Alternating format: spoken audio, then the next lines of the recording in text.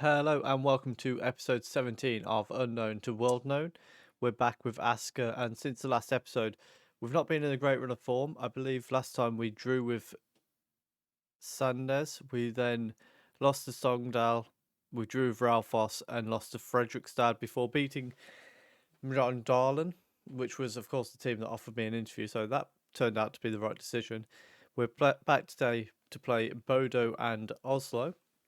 And in the league, we are currently in 8th. We've dropped down a little bit after that poor run of form. However, we are still only 3 points behind the playoff spots, and we are well clear of the relegation, which is what our main target for the season was. So we're going to get straight into the Bodo game now and see how we get on. Okay, so we're here for the game against Bodo, and we're going with a lineup of Leah, Andresen, Molberg, Meyer, Groven, Niklaisen, Vinjor, Kransniki, Soldvet, Esbuttingen, and Idrissi up front. So Marit Hansen was a bit tired coming into this game, which is why we've left him on the bench today. And the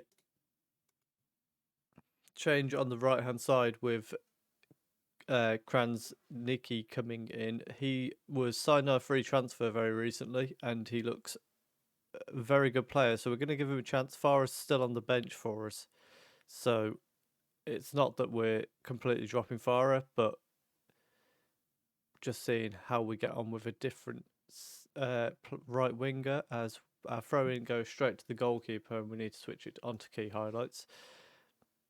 And Rashani now on their left hand side, going to try and drive forward, and he's inside of the defender, and a very great block by Mayer there, who clears it away. We have still been struggling with centre back partnership. If it's not involving Mayer and Molberg, neither of them really get on with Shelston, the new centre back, as Molberg heads back to the corner taker. It's back to the corner taker again, who sends it towards the far post, and it's headed away nicely. Soldvet now plays it to Vinjor. He brings it inside to Niklaisen, and we're trying to build from the back a little bit. Niklaisen playing out to Kransniki, who whips the ball in towards the far post, and it's well saved by the keeper after a decent strike from Idrissi. Probably should have done better with it, but what can you do? We've just had a really good chance there as well, according to the stats. As Soldvet doesn't quite manage to bring that down there, and Larson for them now is trying to get past Groven. Groven's not letting him pass very easily, but the pass makes it not matter, and what a save by Leah. Andresen wrong side of the defender, and wrong side of the attacker even. It's headed away as Kransniki with the weirdest clearance he could have possibly have done. If we concede off that, I will be fuming, but it looks like we got away with it. We're not going to do man marking, thank you. And now we're approaching half time. Bodo looked to be getting the much better half of this game. I mean, part of me is tempted. They did sack their manager. I don't know if the role's been taken yet. Part of me is tempted to apply for the Bodo job because of how good they've got to be ridiculously good for the odds that they had for the start of the season. I could be tempted into moving to them. Like Mulgen was different because they weren't very good themselves. I think probably we were already better than them. Whereas Bodo, they're a very good team for this league, and they shouldn't really be in this league. I do worry though, would we end up with a team that's very unhappy because it's unlikely they're getting promoted straight back up. Although I think they've had a bit of a turnaround in form as they shoot just wide there. So yeah, they're right on the edge of the promotion spot actually. So if we were to apply, we might be able to just sneak into that promotion spot, and if we could do that, then we are in a very good position. Maybe we'll have a look at it, see if it's worth going for. As Roshani puts that into the bottom right corner, and Andresen just never really tried to stop him doing anything about it. He just let him run at him and just never really tried to stop him. And neither has Molberg. They've just let him have the space, let him have the time, and he's managed to punish us for it, which is very disappointing, really. We're going to bring Solvet off for Vesterland. And we're going to go attack him because we might as well. Because we're starting to fall away from the pack here, and Larson forcing a good save out of Leah. I don't like that we're falling away from the pack quite as much as we are. As Leah thumps it forward towards Idrissi. It's through from Maurits Hansen. Oh, it's saved him. He needed to score that. That was such a good chance. That's really annoying. Vinjor's going to try the corner. He sends it in towards the far post, but there's only one player there, and it's their player. So now we've got the throw-in. I would imagine Groven is over there taking this throw-in. No, it's Andresen taking it. He sends it in long, and again, there's only one man actually challenging for it, and it's their player. And it looks like we're going to lose 1-0 here. Bodo have actually gone top of the... That sends them top of the league. Now, that's something to think about. Provided they haven't already made their decision. We're back with the next game in a moment. Okay, so we're back with the game against Oslo now. We're going with a unchanged 11 at bar 1, where Maurits Hansen comes back into the first team, replacing Els Buttingen. Other than that, completely unchanged. So we're going to get straight into the game now. And hopefully we can pick up a result here. Where are Oslo in the table? They are right above us, so a win here would see us jump into the spot right outside the playoffs. A loss would be quite detrimental to our chances of being in the playoffs, as Nikolaisen plays it through for Krasniki, who puts a cross in, and Idrissi gets us a very early goal, less than 10 minutes in, to put us 1-0 up, and it's a very, very good start. And Krasniki with his first goal involvement since joining. A great ball there from Nikolaisen, and then Idrissi this time, no mistake from him. After Krasniki puts the ball on a plate for him, like he did last week. Maurits Hansen with the ball through. Molberg getting on the end of it, and it's saved, but we've got a corner. And now we're going to try and whip this in towards the far post from Groven. He sends it out over towards Molberg, but it's headed away. And Solvet's going to pick that up. Solvet is probably one of the players I'm most thinking about replacing in this first 11 at the moment. Because if you look at the rest of the first 11, I think you've got Andresen is maybe the other one. Andresen and Solvet are probably the two that are most in danger of being the next replaced. If the right player comes along, of course. We do have a lot of strikers coming through on our scout reports as they equalise through Müller. And that was a very good strike from them. And I think the assist came from Gay. So Müller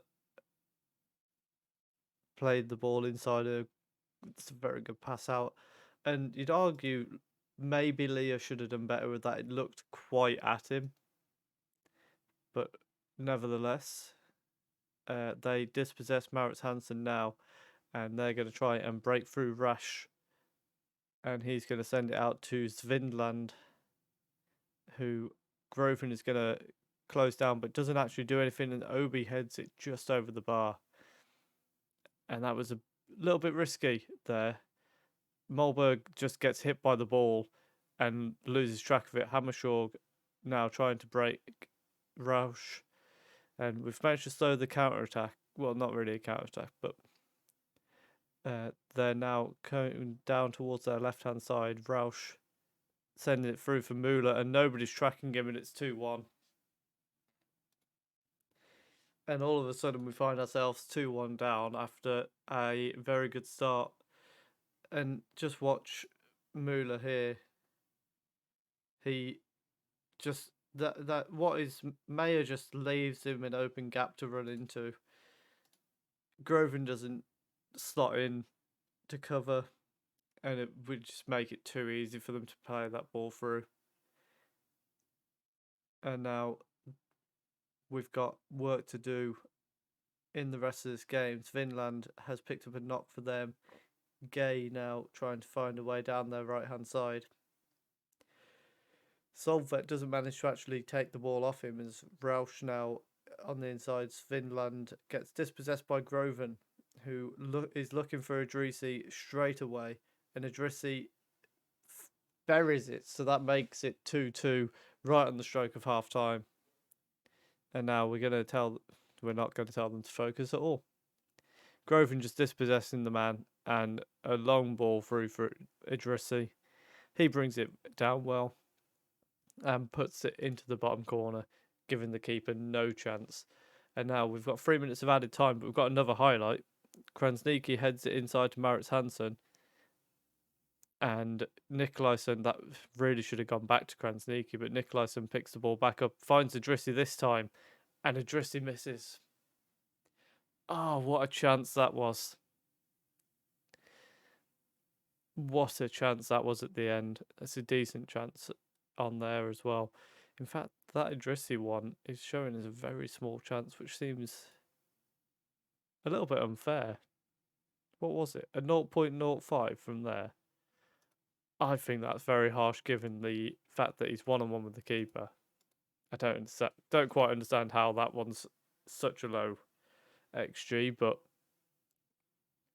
we get on the way with the second half, and it's our highlight first as Leah sends it out towards the left-hand side, but Gay easily intercepts it there, and he's going to come down our left-hand side, and a good exchange of the passes there. Molberg heads it back out to Gay, who sends it straight back in. Andresen this time heading away, and now Maurits Hansen doing that. I don't know. And now they're going to boot it back down our end, and Molberg doesn't let it get past him. Andresen looking for Maurits Hansen, and Krasniqi is on the end of that. Oh, and that's another very good chance there. When you're one-on-one with the keeper, you expect to do better than that.